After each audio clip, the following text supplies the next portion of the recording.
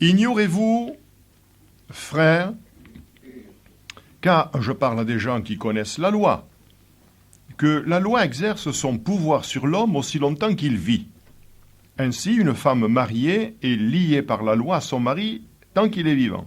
Mais si le mari meurt, elle est dégagée de la loi qui l'a liée à son mari. Si donc du vivant de son mari elle devient la femme d'un autre homme, elle sera appelée adultère. Mais si le mari meurt, elle est affranchie de la loi, de sorte qu'elle n'est point adultère en devenant la femme d'un autre. De même, mes frères, vous aussi vous avez été par le corps de Christ mis à mort en ce qui concerne la loi, pour que vous apparteniez à un autre, à celui qui est ressuscité des morts, afin que nous portions des fruits pour Dieu.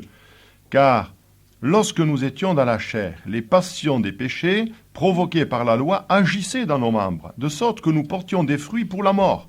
Mais maintenant nous avons été dégagés de la loi, étant morts à cette loi sous laquelle nous étions retenus, de sorte que nous servons dans un esprit nouveau, et non selon la lettre qui a vieilli. Amen. Voilà, nous allons prier le Seigneur. Cher Sauveur, nous entrons ce matin tout à nouveau dans la doctrine de l'apôtre Paul, qui est la doctrine des apôtres, qui est la doctrine de notre cher Sauveur, qui a donné son évangile à révélation par révélation à son serviteur Paul. Nous voulons maintenant instruire ton peuple, tes enfants, tes brebis, et je veux être l'homme inspiré, l'homme qui explique au peuple ce qui n'est pas compréhensible humainement parlant pour certains. Alors donne-moi de rendre clair ce qui semble confus, et qu'ainsi mes frères et mes sœurs et moi-même, nous puissions avancer en tirant ce merveilleux char de l'Évangile avec la foi et avec la sagesse de Dieu. Que ta grâce repose sur nous maintenant, au nom du Seigneur Jésus-Christ. Amen. Gloire à Dieu. J'aime bien l'apôtre Paul qui...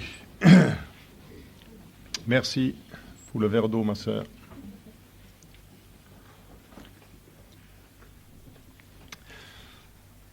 J'aime la tendresse et la sollicitude de l'apôtre Paul qui n'est pas là pour vouloir condamner dans quoi que ce soit, dans toutes ses lettres, mais il dit « Ignorez-vous, frères ».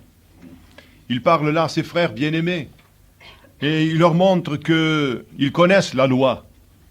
Et effectivement, nous connaissons, nous, certaines lois, de la loi humaine.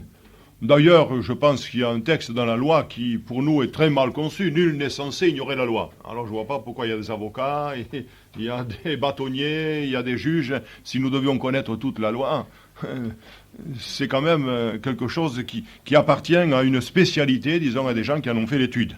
Je connais certaines lois. Je sais que quand je vois un panneau rouge avec un trait blanc au milieu, c'est sans interdit. Et pourtant, et nous le verrons tout à l'heure, c'est parce qu'il y a la loi qu'on l'enfreint. S'il n'y avait pas de loi, on ne l'enfreindrait pas. Et parce qu'il y a la loi, on l'enfreint. Alors, il dit, vous connaissez la loi, et vous savez que la loi exerce son pouvoir sur l'homme aussi longtemps qu'il vit. Et effectivement, il y a beaucoup de personnes qui disent, la loi est caduque, la loi c'est fini. Bien sûr que nous ne la mettrons plus en pratique. C'est la lettre qui a vieilli, nous le dirons, mais la loi ne disparaîtra jamais. Parce que quand nous regardons les évangiles, il est écrit que la loi est bonne. Et nous le verrons aussi, elle n'a rien amené à la perfection. Et elle laisse l'homme tel qu'il est, au contraire. Elle le pousse presque à la désobéissance. Ça vous étonne, je vous en donnerai l'explication.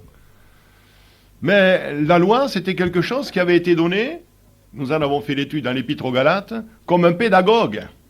C'est-à-dire un pédagogue, c'est celui qui vous prend par la main et qui vous conduit vers celui qui vous enseigne. Donc, c'était le pédagogue qui nous conduisait à Christ. Et la loi était donnée pour montrer à l'être humain, en particulier les Juifs, la dureté du cœur, la méchanceté du cœur. On pourrait dire la souillure du cœur. Tout ce qu'il y a de plus mauvais se trouve à l'intérieur de nous-mêmes. C'est pourquoi vous ne serez jamais bons. Jamais. Il n'y a que Dieu seul qui est bon. Mais, mes frères et sœurs, nous avons autre chose que la loi. Nous avons la grâce. Et nous allons y venir. Alors, quand on parle ici de la loi, je voudrais de suite, non pas venir à la loi de Dieu, mais venir à la loi du péché. Nous avons vu pendant 6 semaines la mort au péché. Et nous avons lu en particulier ce texte du verset 11 du chapitre 6. « Ainsi vous-même regardez-vous comme mort au péché et comme vivant pour Dieu en Jésus-Christ. » Le péché, avec sa loi, qui est là, dure, implacable, cette loi est une tyrannie. Le pécheur est sous la tyrannie et il ne peut pas s'en sortir. Et malheureusement, l'enfant de Dieu qui n'est pas mort au péché sera sous la tyrannie du péché jusqu'à la fin de ses jours. Or, nous pouvons triompher. Parce que Christ est venu pour, non pas abolir le péché, mais pour pardonner les péchés et nous faire naître à une nouvelle vie avec lui. Au verset 2, il est donné la démonstration de la femme qui est liée à son mari par la loi. La loi de Dieu dit, l'homme quittera son père, sa mère, s'attachera à sa femme et les deux deviendront une seule chair. Et il est dit ici que la femme, qui a été mariée, qui divorce, qui se remarie, eh bien elle commet adultère. C'est la loi de Dieu, mais si le mari meurt, elle peut se remarier. Je ne fais pas l'étude ce matin, ce n'est pas mon propos. Mais je veux arriver surtout au verset 4 où il est dit, « De même, mes frères, vous qui avez été, par le corps de Christ, mis à mort en ce qui concerne la loi. » Mis à mort. C'est pas le péché qui est mis à mort. Non, non, non. C'est pas la loi qui est mise à mort, puisque la loi demeurera éternellement. C'est qui doit être mort? C'est nous. Nous l'avons dit encore tout à l'heure. Ainsi vous-même, regardez-vous comme mort au péché, comme vivant pour Dieu en Jésus-Christ. Le péché sera toujours là. Christ nous a pardonné de nos péchés. Mais il n'a pas ôté le péché à nous-mêmes. Il y est toujours. Mais si nous sommes vivants pour Christ, alors le péché n'a plus de pouvoir sur nous. Alléluia. C'est une grande chose qu'il faut s'inculquer. Et la grosse faiblesse aujourd'hui de la chrétienté, c'est qu'il y a très très très peu de pourcentage chrétien qui est mort au péché. Voilà pourquoi il y a des querelles, il y a des verbillages, le démon du bavardage. Il y a tant et tant de choses qui font que nous ne sommes pas du bon vieux pain, que nous n'avons pas de laine comme les brebis. Et au contraire, les épaules sont rugueuses, le regard envieux, etc., etc. On hausse la voix, le ton, et tu ne sais pas à qui tu parles, mon frère, et tu ne sais pas à qui tu parles, ma sœur, etc. On a vite fait de s'emporter, alors que nous devions être remplis d'une tendresse et d'un amour inextinguible. Frères et sœurs, c'est en méditant ces choses-là que je réalise de plus en plus la volonté de Dieu que nous soyons doux. Oui, doux. La douceur, la bonté. Alléluia. Soyez prudents comme des serpents. Et simples comme des colombes. La colombe, symbole du Saint-Esprit. Alors, mort au péché, je viens de lire Romains 6:11, mais il y a un texte que nous avons médité dans l'Épître aux Galates, c'est celui du chapitre 5 et versets 16-18. Galates, voilà, 5, 16, 18. Je dis donc, marchez selon l'esprit, et vous n'accomplirez pas les désirs de la chair, car la chair a des désirs contraires à ceux de l'esprit, et l'esprit en a de contraires à ceux de la chair. Nous aurons en son temps, après toutes ces études, je démontrerai ce qu'est le chrétien charnel, et nous dirons ce qu'est la chair tout à l'heure. Ils sont opposés entre eux, afin que vous ne fassiez pas ce que vous voudriez. Donc, si je marche selon l'esprit, eh bien, la chair est morte, elle n'a aucun pouvoir. Et puis, ce dernier texte, pour la mort au péché encore, notre mise à mort, c'est Christ qui l'a accompli dans les Colossiens, nous le voyons, verset 14 du chapitre 2. Il a effacé l'acte. L'acte, c'est la loi mosaïque. C'est la loi.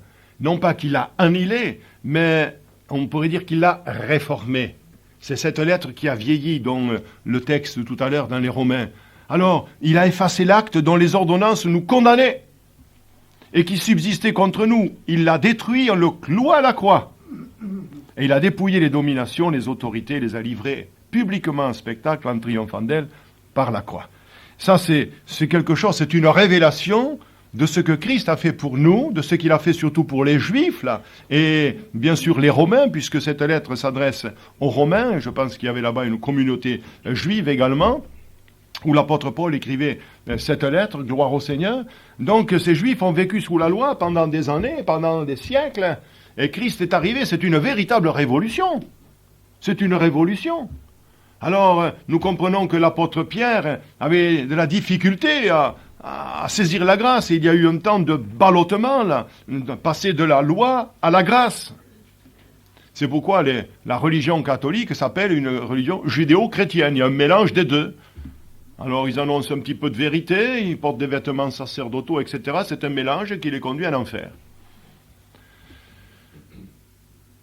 Le verset 4, la quatrième partie du verset 4 est très intéressante. De même, ainsi, vous avez été par le corps de Christ mis à mort en ce qui concerne la loi, nous venons de le voir, pour que vous apparteniez à un autre. Pour que vous apparteniez à un autre. Nous avons eu, dit l'Ancien Testament, d'autres maîtres durs ont dominé sur nous. Non, il n'a pas dominé sur vous? Ah, mes amis. Et les démons, et les sous-démons, et les sous-fifres, hein, ils ont dominé sur nous. Et toutes les passions qui nous agitaient, nous avions un maître dur. D'autres maîtres que toi ont dominé sur nous. La loi avait dominé également sur Israël, mais le péché avait surtout dominé sur nous. Maintenant, nous sommes morts à ce péché. Mais si nous sommes morts au péché, alors nous pouvons avoir un autre maître. Alléluia. Et ce maître, nous l'avons trouvé dans la personne glorieuse de Yeshua, de Jésus. Amen. Nous avons trouvé un nouveau maître. Et quel maître bon. Et quel maître tendre. Je pensais tout à l'heure, vous savez, moi, quand je ne suis pas certain de quelque chose, je ne le dis pas. Pendant que la sœur parlait en langue, je pensais, moi, au Dieu de paix. Et c'est vrai qu'il est le Dieu de paix. Et quand vous êtes pour la paix, on pourrait dire, ils sont pour la guerre. Quand vous voulez vous soustraire du péché, il est toujours là à votre porte. Comme Dieu le disait à Caïn, le péché couche à ta porte. Et ses désirs se portent sur toi. Mais toi, domine sur lui. Alléluia. C'est ce que nous dit l'Écriture. Considérez-vous comme vivant pour Jésus-Christ et mort au péché. Si nous avions davantage de prière, si nous avions davantage de communion avec le Seigneur, nous ne nous engagerions pas dans des affaires épineuses au possible, dans des engrenages de préoccupation qui nous amènent à pleurer, à gémir en disant « je suis encore tombé, j'ai encore glissé ». Mais dès le matin, si vous avez fait déjà au préalable, dans les jours, dans les mois, dans les semaines à venir, cette vraie rencontre de la mort au péché, alors, quand vous vous levez le matin, vous n'avez que de la louange, vous vous préparez à la journée et vous vous considérerez vivant pour Christ en offrant vos membres comme un sacrifice d'une bonne odeur. Alléluia. Alors voilà le grand changement. Le point critique de la vie chrétienne, notre volonté livrée à Christ le Seigneur. Vous savez ce que c'est un Seigneur? Vous ne savez pas, hein? Vous avez raison, ma sœur, de ne pas le savoir. Parce que c'est difficile de le savoir. J'ai déjà lu ici ce petit encart qui se trouvait sous le Pentecôte il y a bien des années, que ma femme a coupé, m'a collé, que je vais recoller d'ailleurs parce qu'il se décolle, et plus fin parce que ça prend de la place dans la Bible. Mais pour ceux qui ne l'ont jamais entendu, je vais vous lire ce qu'est un Seigneur. Seigneur Jésus, expression très usitée dans nos prières, également chez certains contemporains du Christ, mais cependant vide de sens.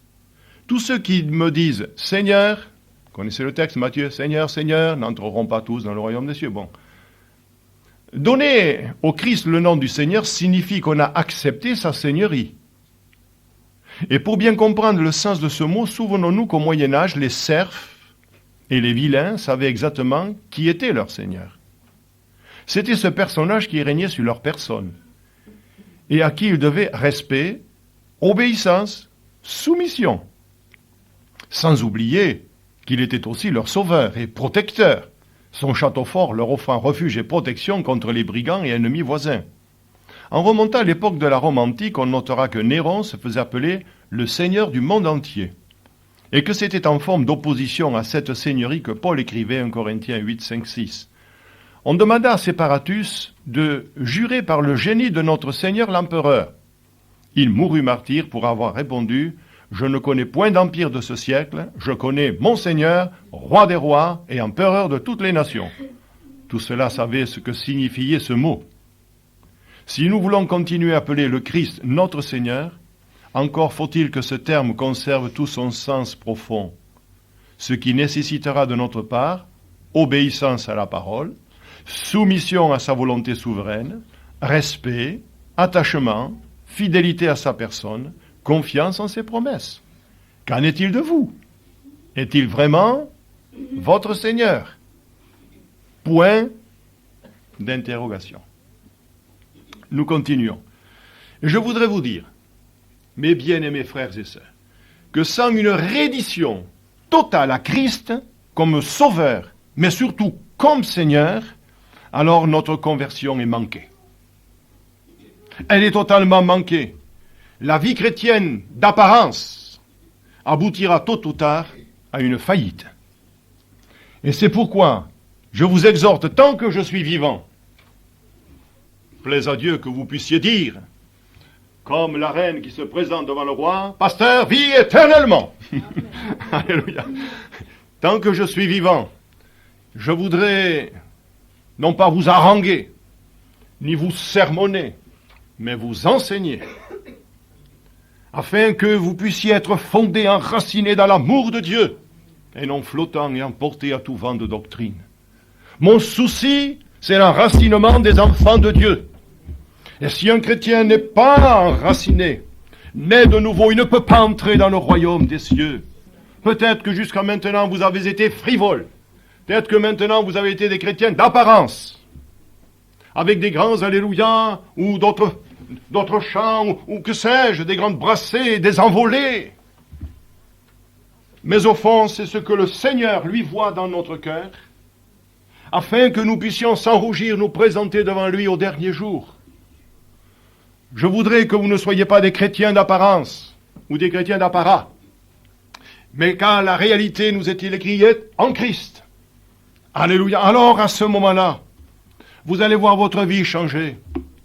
Vous allez voir la fidélité revenir, la soumission revenir, le service revenir, les promesses auxquelles vous allez vous attacher, le respect, l'attachement, comme nous venons de le lire, la vie chrétienne intense, tout pour mon Seigneur. Alléluia. Ah, Jeanne d'Arc avait raison de le dire. Messire Dieu, premier servi. N'est-ce pas le premier commandement, après tout? Tu aimeras ton Dieu de tout ton cœur, de toute ton âme, de toute ta force et de toute ta pensée. Frères et sœurs, je crois qu'il faut que nous lisions, que nous relisions Romains 6, Romains 7, et puis cet éclat de joie que nous verrons dans le Romains 8. Oh, frères et sœurs, c'est toute la vie chrétienne qui est là. Mais laissez-moi continuer. Au verset 4, la 6e partie du verset 4, il nous est écrit « Pour que vous apparteniez à un autre », c'est-à-dire à Christ, bien sûr, celui qui est ressuscité des morts, afin que nous portions des fruits pour Dieu. Ça va plus loin qu'une simple adhésion, un simple petit baptême, fût-ce-t-il biblique, par immersion. C'est-à-dire que l'enfant de Dieu n'est pas simplement sauvé pour bénéficier des grâces de Dieu, mais il est sauvé pour servir, pour porter du fruit. C'est écrit. Afin que vous portiez des fruits pour Dieu. Regardez la comparaison avec la fin du chapitre 6 et verset 20 où il est écrit « Car lorsque vous étiez esclaves du péché, vous étiez libres à l'égard de la justice, quels fruits portiez-vous alors? Des fruits dont vous rougissez encore aujourd'hui. » Voilà ce que nous portions comme fruits, des fruits amers. Vous allez dans les Galates au chapitre 5 et verset 19 et vous verrez les œuvres de la chair, ce que c'est. C'est quoi la chair?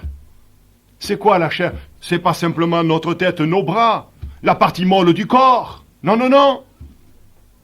La chair, c'est notre nature corrompue. C'est le vieil Adam. C'est notre vieille nature.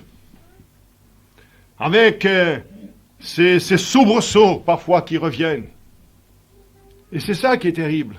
La vieille nature qui reprend le dessus. Et frères et sœurs, je voudrais vous exhorter. Vous savez, l'aveuglement, ça ne vient pas dans un seul jour. Vous trouverez des prédicateurs modernes aujourd'hui qui vous feront danser, qui vous diront c'est pas si mal que cela. Nos églises sont pleines. La mienne aussi serait pleine si j'avais voulu faire tous les baptêmes qu'on m'avait demandé. Mais le Seigneur, à la fin, ne nous demande pas le nombre qu'il y a eu, nous demandera les fidèles qu'il y a eu. Il ne demandera pas combien tu as eu de chrétiens, mais combien tu as eu de disciples. C'est tout à fait différent. Or, si le Seigneur m'a placé dans cette église depuis des années, c'est pour vous affermir, c'est pour vous emmener au salut, c'est pour vous conduire à Christ. Ne suis-je pas un pédagogue? Comme celui de l'Épître aux Galates. Alléluia. Alors, il nous est écrit au verset 5, « Lorsque nous étions dans la chair. » Lorsque nous étions dans la chair. Je l'ai dit, la chair, c'est notre nature corrompue. Et pourquoi il faudra que nous parlions du chrétien charnel? Voir ce que c'est un chrétien charnel. C'est très important. Nous avons vu tout à l'heure que si nous vivons selon l'esprit, alors nous annihilons les choses de la chair. Mais ils sont opposés entre eux pour que nous ne fassions pas ce que nous voulons. C'est-à-dire que l'esprit doit dominer sur la chair. Si la chair domine sur l'esprit, c'est terminé. C'est le chrétien charnel, qui revient à ce qu'il avait vomi, comme la truie qui est revenue là, se rouler dans la boue, et le chien est retourné à ce qu'il avait vomi. Alors nous sommes étonnés dans cette deuxième partie du verset 5, car il est dit, « Car lorsque nous étions dans la chair, les passions des péchés provoqués par la loi agissaient dans nos membres. » Là, nous sommes étonnés. On dit, comment la loi, les péchés provoqués par la loi agissaient dans nos membres? Si on lit comme cela, sans explication, on ne comprend pas. On dit, mais alors la loi nous pousse à faire le péché. Je vais vous donner une petite explication. Nous avons un grand barrage qui est solide, qui a été fait pour retenir des milliers, voire des millions de mètres cubes d'eau. Seulement, on n'a pas prévu que des eaux allaient s'amonceler, genre du temps du déluge. Nous avons entendu parler du barrage de Fréjus, qui a explosé, et d'autres encore. Alors les eaux tombent du ciel, les montagnes ruissellent, tous les ruisseaux convergent vers ce lac, les eaux s'amoncellent, poussent encore avec violence, et qu'est-ce qui se passe à un moment donné? Mais le barrage, il casse. Et c'est ce qui s'est passé. La loi nous disait, ne fais pas, ne va pas, ne touche pas. C'est la loi. Mais à l'intérieur, c'était tellement vif que ça poussait. Vous voulez une explication un peu plus claire que ce que je vous donne? Nous allons dans le psaume 39. Oh, qui ne connaît pas ce psaume? Alors je vais le lire en entier parce qu'il n'y a que 7 versets. Disons, il y a 14 versets, mais 7 versets m'intéressent simplement. Je disais, je veillerai sur mes voies, de peur de pécher avec ma langue. Je mettrai un frein à ma bouche, tant que le méchant sera devant moi. Je suis resté muet dans le silence. Je me suis tu, quoique malheureux, ça pousse à l'intérieur. Et ma douleur n'était pas moins vive. Mon cœur brûlait au-dedans de moi. Un feu intérieur me consumait. Ah, il faut que je le boive, ce petit verre, et encore un. Il faut que je tire encore sur cette cigarette, encore une. Je veux pas, ça me fait du mal, ça me fait du mal aux poumons, ça me fait du mal à la bouche, ça me fait du mal au portefeuille, ça me fait du mal partout, mais il faut que je me contienne. Je fumerai pas, je boirai pas, je forniquerai pas. Les jeunes filles, les jeunes hommes, qui ont des pulsions terribles, sont pleins de force. Ça consume. Un feu intérieur me consumait, et la parole est venue sur ma langue. Et la cigarette est venue dans ma bouche. Et la boisson est venue dans ma bouche, etc., etc. Éternel, dis-moi quel est le terme de ma vie, quelle est la mesure de mes jours, que je sache combien je suis fragile. Voici, tu as donné à mes jours la largeur de la main, et ma vie n'est comme rien devant toi. Oui, tout homme debout n'est qu'un souffle. Et c'est là que nous voyons que la loi est bonne. La Bible nous le dit, elle est bonne, la loi. Ne fais pas de cela, mais n'a rien à mener à la perfection. Il nous fallait un sauveur, il nous fallait un rédempteur, il nous fallait celui qui nous extirpait de cette loi, de cette tyrannie du péché, pour nous transporter dans son amour. Alléluia, c'est Dieu qui nous a transportés dans le royaume du Fils de son amour. Et ça, c'est extraordinaire, alléluia. Alors bien sûr que nous sommes étonnés quand nous lisons ceci. Les passions des péchés provoquées par la loi agissaient dans nos membres. Mais nous savons que c'est la loi du péché. Et vous avez beau l'endiguer, si vous n'êtes pas mort, eh bien un jour la digue va sauter. Et la parole de Dieu sautera aussi, parce que vous n'y penserez plus à ce moment-là. Vous ne penserez plus qu'à cette passion qui vous taraude, quelle qu'elle soit la passion, qui taraude, qui pousse, et tout à coup. Et après, bien sûr, on peut dire, Seigneur, dis-moi combien je suis fragile. Et nous avons recours encore au sang versé à la croix. Nous nous jetons à corps perdu, là, au pied de la croix, et je suis certain que si Christ était encore sur la croix, nous saisirions ses pieds, et nous dirions, Seigneur, une goutte de ton sang chaud encore, couvre-moi, Seigneur, parce que je suis misérable, misérable que je suis. C'est vrai ou c'est pas vrai? Quand on a péché, on est misérable. On le sait, on le sent. Seulement le lendemain, on recommence. Et c'est ça le problème. Je vais continuer. La troisième partie du verset 5 nous dit, la loi agissait dans nos membres, de sorte que nous portions des fruits pour la mort. Bon, mais il n'y a pas besoin d'explication ici. Hein. Nous portions des fruits pour la mort. Mais maintenant, attendez, oui, elles agissaient, c'est cela. Les passions des péchés provoqués par la loi agissaient dans nos membres, c'est-à-dire dans le corps tout entier. Vous savez, c'est comme le cancer, cela. On parle souvent d'un bouton, tiens, par exemple. Hein. Il y a quelqu'un qui avait un bouton ici, là, et, à l'épaule, là, et puis... Hein, et hop, je l'ai lu là, il n'y a pas longtemps, là, je ne sais pas qui c'est, là. Hop, ça a grossi, et on dit ensuite, il s'est généralisé, vous n'avez pas entendu cela? Cancer généralisé, c'est-à-dire, ça s'étend à tous les membres, ça s'étend à tout le corps. Voyez-vous, si par exemple, je dois aller faire le mal, mais c'est mon corps tout entier qui va faire le mal. Je ne peux pas dire, j'envoie juste le bras, j'envoie juste le nez ou les oreilles. Non, non, c'est le corps tout entier. Nous sommes responsables. L'être tout entier participe au péché. C'est un cancer qui ronge, et qui ronge tout le corps. De sorte que nous portions des fruits pour la mort. Ben, le péché ne peut conduire qu'à la mort. Tout le monde connaît ce texte, hein, le salaire du péché, c'est la mort, bien sûr. Alors, la mort, c'est quoi la mort? Ben, la mort, certains croient que Ève et Adam devaient mourir. Dieu leur dit, le jour où vous mangerez de cet arbre, vous mourrez. Mais ils ne sont pas morts. Comment comprenons cela? La mort, selon le péché, c'est la séparation d'avec Dieu. Déjà sur cette terre, et s'il n'y a pas repentance, c'est la séparation éternelle. C'est ça le péché. Voilà pourquoi Christ est mort, pour nous réconcilier avec le Père. Christ mourant pour nous réconcilier avec le Père. Il était là sur la croix, réconciliant le monde avec lui-même. Gloire au Seigneur. Alors, c'est formidable de comprendre ces choses. Regardez l'opposition qu'il y a par rapport ici. Nous portions des fruits pour la mort, par rapport à la fin du verset 4e où il dit, nous portons maintenant des fruits pour Dieu. Oui, nous portions des fruits pour la mort. Maintenant, nous pouvons porter des fruits pour Dieu. Quelle opposition, quelle transformation. Que s'est-il passé, frère? Ben, je suis né avec Christ, je suis mort au péché, je suis vivant pour Christ, je porte du fruit. Alors nous pouvons maintenant, mes frères et sœurs, voyez-vous que nous ne sommes pas condamnés. Je ne condamne personne. Et je ne me condamne pas. Quoique moi, je me condamne. J'ai le droit. Je n'ai pas le droit de vous condamner, j'ai le droit de vous enseigner. Alors, je vous pose une question à laquelle vous allez répondre dans vos maisons, dans les jours qui vont venir. Est-ce que vous portez du fruit? Parce que c'est écrit, nous devons porter du fruit pour Dieu. Si je ne porte pas du fruit, quel est ce fruit? L'amour, la paix, la joie, la patience, la douceur, la tempérance, la bénignité, etc. C'est ça ce fruit. Si je ne le porte pas, alors je dois m'interroger si je suis greffé ou si je suis un adhérent simplement, un membre d'une communauté. Je sais ce que c'est qu'un vrai chrétien, une vraie chrétienne, frères et sœurs. Je le sais. Je peux vous l'enseigner.